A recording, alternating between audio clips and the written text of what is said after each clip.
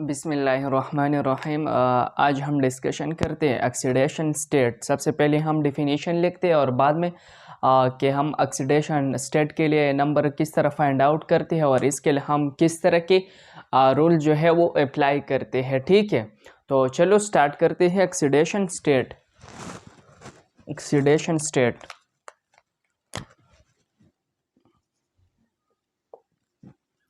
Oxidation state, the apparent charge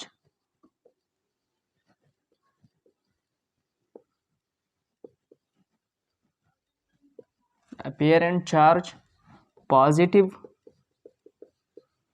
negative, positive or negative on an atom, in a molecule or compound is called oxidation state.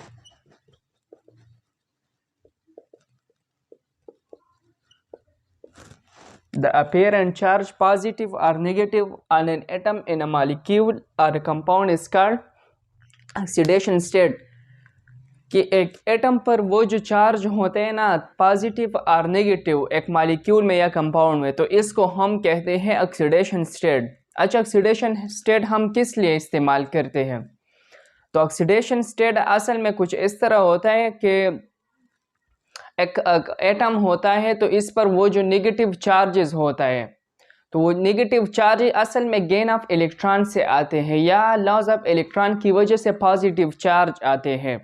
ठीक है, तो हम balancing of chemical equation में भी oxidation state use करते हैं। ठीक है, ऑक्सीडेशन नंबर वहाँ पर भी बहुत इंपॉर्टेंट रोल अदा करते हैं। या कुछ इस तरह भी होता है कि मतलब अगर हमारे पास एक सोल्यूशन हो, तो सोल्यूशन में एक एटम हो, तो अगर वो किसी दूसरे एटम के साथ बॉन्ड बनाते, तो वहाँ पर वो सोल्यूशन में अपना जो रंग होता है वो भी चेंज कर सकते हैं। ठीक है, और हम कंपाउंड्स को अगर नेम देते हैं ना, तो इसके लिए भी हम ऑक्सीडेशन स्टेट की इस्तेमाल करते हैं। ठीक है, तो ये हमारे पास ऑक्सीडेशन स्टेट है।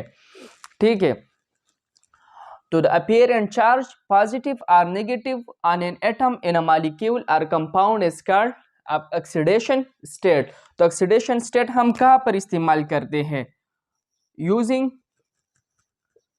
Balance chemical equation, chemical equation. तो बैलेंस केमिकल इक्वेशन असल में एक और भी चैप्टर है स्टोइकोमेट्री, वहाँ पर हम डिस्कस करेंगे, लेकिन वहाँ पर डिस्कशन जो होता है वो किस वजह से है? Oxidation state. ठीक है, अच्छा, दूसरा हम using the naming of compound, हम कंपाउंड के जो नेम्स होता है वहाँ पर भी ऑक्सीडेशन स्टेट अहम रोल अदा करते हैं। Using the naming of compound,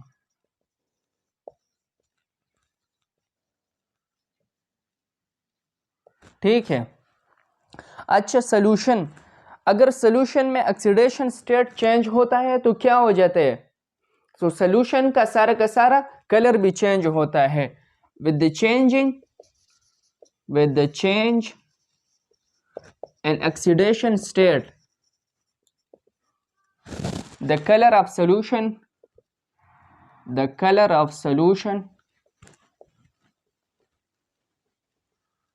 is also change.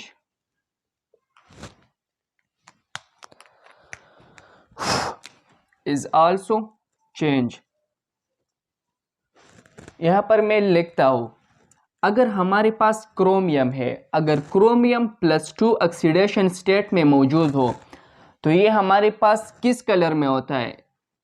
Blue colour में, ब्लू कलर। ठीक है, अगर क्रोमियम हमारे पास +3 ऑक्सीडेशन स्टेट में हो, तो इसका कलर हमारे पास होगा ग्रीन कलर। अगर क्रोमियम हमारे पास +6 ऑक्सीडेशन स्टेट में हो, तो इसका कलर होगा ऑरेंज। ठीक है, so with the change in oxidation state क्या हो जाता है? सोल्यूशन का जो कलर होता है, solution colour is also change. तो यहाँ पर आप लोगों ने देख लिया ना कि अगर क्रोमियम +2 में है तो इसका कलर क्या होगा, ब्लू होगा। अगर क्रोमियम +3 ऑक्सीडेशन स्टेट में हो तो उसका कलर ग्रीन होगा। अगर +6 में हो तो वहां पर ऑरेंज कलर में होगा। ठीक है, अब कुछ रूल भी हम लिखते हैं कि हम किस तरह ऑक्सीडेशन स्टेट या ऑक्सीडेशन नंबर फाइंड आउट कर सकते हैं। ठीक है, तो रूल हम लिखते हैं।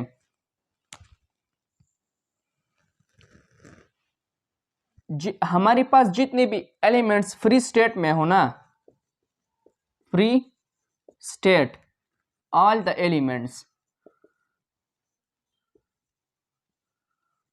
elements in free states, तो उसका ऑक्सीडेशन नंबर हमारे पास 0 होगा। मिसाल हमारे पास है हीलियम मालिक्यूल है या हाइड्रोजन मालिक्यूल है या हमारे पास क्या है, नोबल गैसेस हो गया, तो ये सारे के सारे हमारे पास फ्री स्टेट में है। तो फ्री स्टेट में हमारे पास ऑक्सीडेशन नंबर जो होगा वो 0 होगा। ठीक है, अच्छा दूसरा हमारे पास जो रूल्स है दूसरा, तो वो क्या है कि जो सिंपल आयन या कंपाउंड है उस पर जितना क्या होता है, चार्ज होता है, तो इतना ही उसका ऑक्सीडेशन नंबर होगा। मिसाल के तौर पर हमारे पास सिंपल आयन पर जितना चार्ज होता है, simple ion charge is same as that of oxidation number. तो हमारे पास क्या है, यहाँ पर मैं आपको लिखता हूँ। मिसाल के तौर पर हमारे पास सोडियम है, तो सोडियम पर +1 चार्ज है ना, तो इसका ऑक्सीडेशन नंबर हमारे पास +1 ही होगा।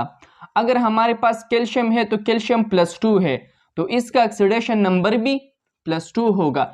अगर सिंपल आयंस पर जितना चार्जेस होता है ना, तो उसका ऑक्सीडेशन नंबर होगा। ठीक है, एल्यूमिनियम हमारे पास है +3, तो यहाँ पर उसका ऑक्सीडेशन नंबर +3 होगा। ठीक है, अब फर्दर हम इसके रूल जो है वो लिखते हैं।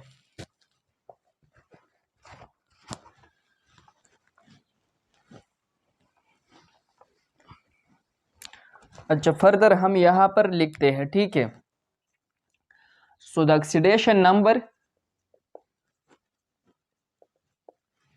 Number of hydrogen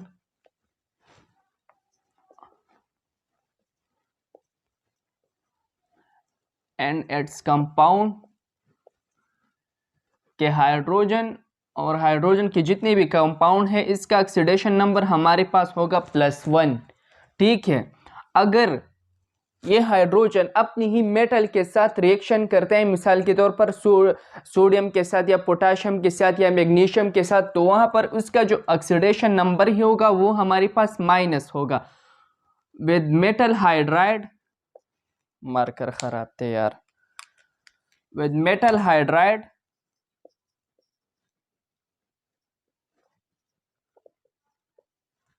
is -1। अगर वो मेटल के साथ रिएक्शन करते हैं हाइड्रोजन, तो वहां पर इसका ऑक्सीडेशन नंबर -1 ही होगा। ये किस वजह से, यहाँ पर मैं एक्सप्लेन करता हूँ। हाइड्रोजन हमारे पास है +1, तो किस वजह से कि हाइड्रोजन में एक इलेक्ट्रॉन है, तो दूसरी जितनी भी एलिमेंट्स एटम्स होता है वो आसानी के साथ ये एक इलेक्ट्रॉन जो है वो गेन कर सकते हैं हाइड्रोजन से। तो इलेक्ट्रॉन, अगर मिसाल के तौर पर हम यहाँ पर क्लोरीन लिखते हैं ना, तो यहाँ पर ये जो इलेक्ट्रॉन आपको नजर आते हैं, तो क्लोरीन की इलेक्ट्रोनेगेटिविटी तो बहुत ज्यादा है, तो वो आसानी के साथ ये इलेक्ट्रॉन अपनी तरफ खींचते हैं। तो यहाँ पर हाइड्रोजन +1 और यहाँ पर क्लोरीन -1 ऑक्सीडेशन नंबर पे आता है। लेकिन अगर ये हाइड्रोजन सोडियम के साथ या मैग्नीशियम के साथ रिएक्शन करता है, मेटल के साथ या पोटाशियम के साथ, तो यहाँ पर क्या हो जाता है, तो यहाँ पर सोडियम के साथ तो आउटरमोस्ट शेल में तो एक इलेक्ट्रॉन मौजूद है ना, और हाइड्रोजन क्या करते हैं, तो वह हाइड्रोजन तो टॉप पर है और ये सारे के सारे तो नीचे है। तो यहाँ पर हाइड्रोजन की इलेक्ट्रोनेगेटिविटी ज़्यादा है, तो वो अपनी ही मेटल से क्या करते हैं, सोडियम से, मैग्नीशियम या पोटाशियम से इलेक्ट्रॉन गेन करते हैं। जब इलेक्ट्रॉन गेन करते हैं तो यहाँ पर इसका जो ऑक्सीडेशन नंबर है वो -1 ही होगा। ठीक है, तो ये था हमारे पास एक्सप्लेनेशन अबाउट द हाइड्रोजन। ठीक है, अब हम करते हैं कि ऑक्सीडेशन नंबर ऑफ ऑक्सीजन करते हैं, ऑक्सीडेशन नंबर ऑफ ऑक्सीजन कि वो क्या होगा।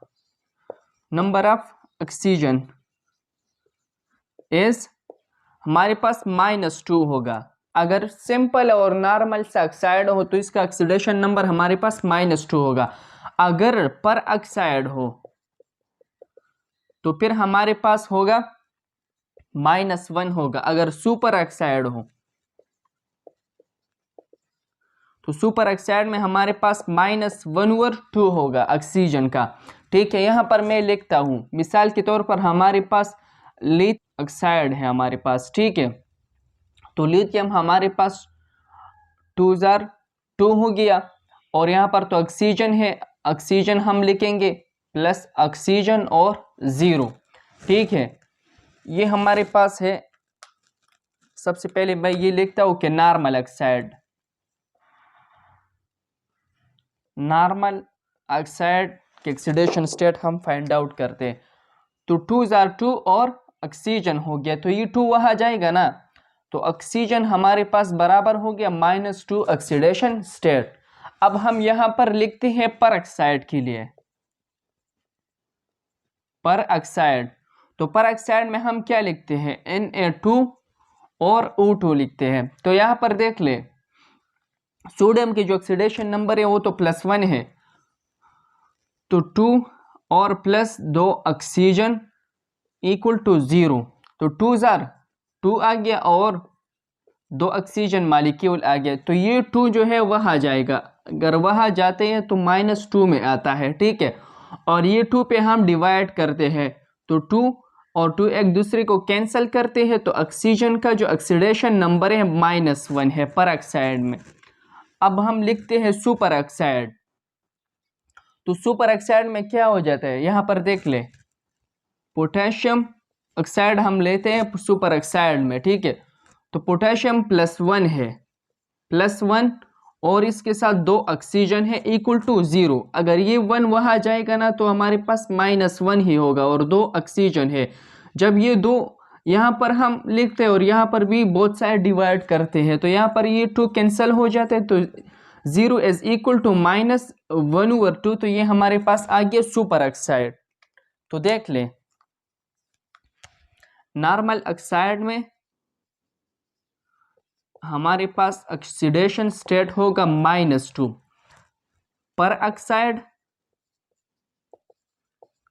ऑक्साइड में हमारे पास -1 आ गया और सुपर ऑक्साइड हमारे पास आ गया -1/2 आ गया।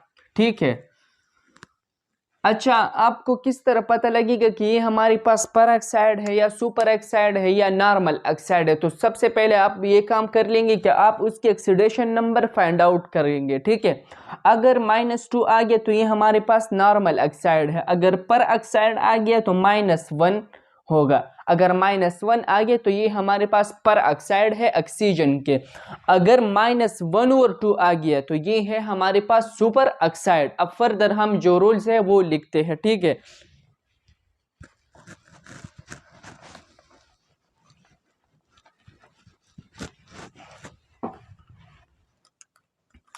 अच्छा, so the oxidation number of fluorine, oxidation number of halogen, number of halogen group is -1। हमारे पास ऑक्सीडेशन नंबर हेलोजन के जो एटम है हेलोजन ग्रुप के, तो वो -1 ही होगा। किस वजह से? क्योंकि उसके आउटर मोस्ट शेल में तो डिफिशिएंसी ऑफ 1 इलेक्ट्रॉन है। तो ये फ्लोरीन जो है, फ्लोरीन, क्लोरीन, ब्रोमीन, आयोडीन, तो ये 1 इलेक्ट्रॉन गेन करते। जब 1 इलेक्ट्रॉन को गेन करते हैं तो इसके जो ऑक्सीडेशन नंबर बनते हैं तो वो हमारे पास बनते हैं -1।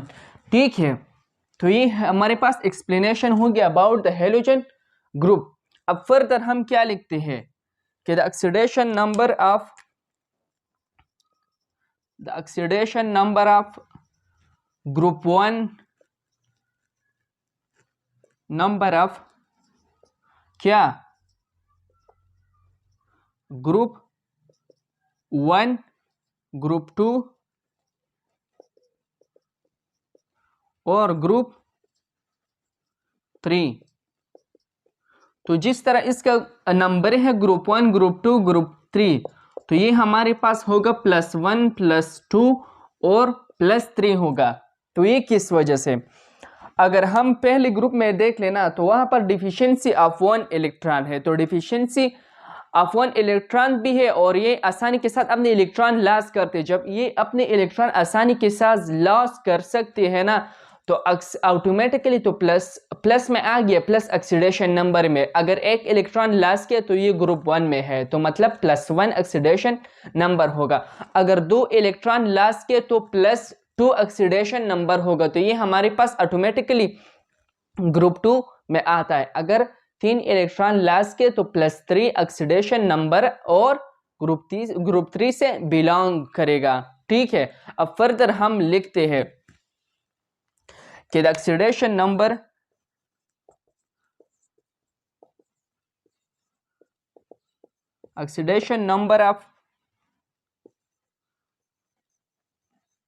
of ions is equal to the sum of algebraic of all elements। अच्छा, यहां पर मैंने ये बात किया कि हमारे पास अगर एक आयंस है, सिंपल सा आयंस है, तो वहां पर हम ऑक्सीडेशन नंबर किस तरह फाइंड आउट करें? तो वहां पर हम सारे के जो एटम्स है उसके ऑक्सीडेशन नंबर कैलकुलेट करते हैं। तो इससे हमारे पास वो जो ऑक्सीडेशन नंबर आते हैं तो वो इसका ऑक्सीडेशन नंबर ही होगा। ठीक है, तो यहाँ पर मैं लिखता हूँ, ये मिसाल मैं यहाँ पर एक्सप्लेन करता हूँ। H2SO4 है, तो यहाँ पर तो हाइड्रोजन है तो +2 आ गया ना, और सल्फर है तो सल्फर +6 है, और यहाँ पर ऑक्सीजन है तो ऑक्सीजन के तो -2 है का ना, -2 ऑक्सीडेशन नंबर है। तो यहाँ पर 4 भी है तो 4 के साथ मल्टीप्लाइड करके -8 आ जाता है। तो -8 +6 और +2, तो +2 +6 8 -8 = 0।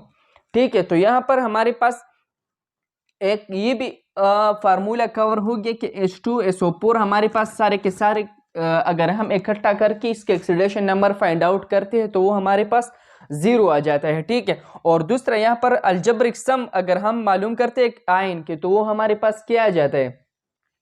0 आ जाता है। ठीक है, अब दूसरा हमारे पास कुछ स्टेटमेंट है, यहाँ पर मैं लिखता हूँ, आसान है, इतना मुश्किल नहीं है। ठीक है, थोड़ा बहुत प्रैक्टिस करना पड़ेगा आप लोगों के लिए।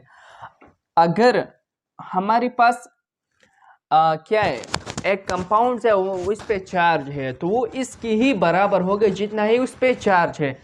अगर हम मिसाल लेते हैं MnO4-1, तो यहाँ पर देख ले मैंगनीज हमारे पास यहाँ पर सारे के सारे देख ले -1 चार्ज है ओवरऑल कंपाउंड्स पे। ठीक है, तो जितना ही चार्जेस होते हैं उतना ही उसका ऑक्सीडेशन नंबर ही होगा। ठीक है, तो यहाँ पर हम क्या लिखते हैं, मैंगनीज हमारे पास +7 है, +7 मैंगनीज +7, और ऑक्सीजन जो है यहाँ पर ऑक्सीजन -2, तो -2 मल्टीप्लाइड बाई 4, तो इससे हमारे पास आते हैं 7 -8, तो यहाँ पर और ओवरऑल चार्जेस क्या है, -1 है ना। तो हमने ये एक्सप्लेन करना है कि जितना ही चार्जेस होता है उतना ही उस पर क्या होगा, ऑक्सीडेशन नंबर ही होगा। ठीक है, तो यहाँ पर तो -1 चार्जेस है ना, चार्जेस हमारे पास -1 है, तो यहाँ पर देख ले 7 -8 = -1, और यहाँ पर चार्जेस कितना है, -1, तो जितना ही चार्जेस होता है उतना ही उसका ऑक्सीडेशन नंबर होगा। ठीक है, अच्छा, अब एक और भी स्टेटमेंट है कि जितना भी मोर इलेक्ट्रोनेगेटिव अटैच हो एक एटम के साथ, तो उतना ही उसका ऑक्सीडेशन नंबर नेगेटिव आ जाएगा। More electronegative atoms are attached,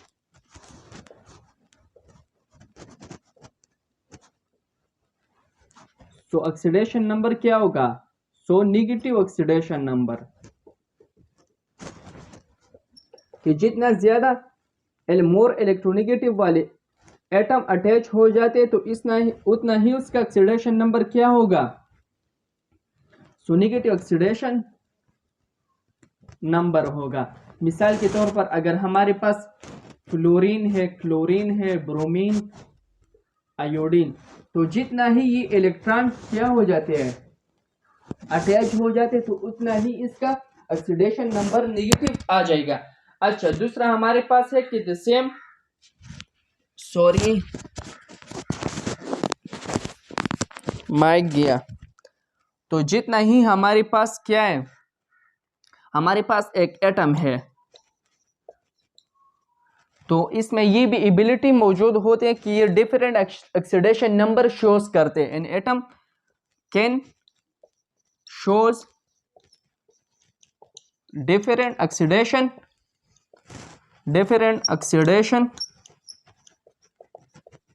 number. तो इसकी मिसाल हम क्या लेते हैं?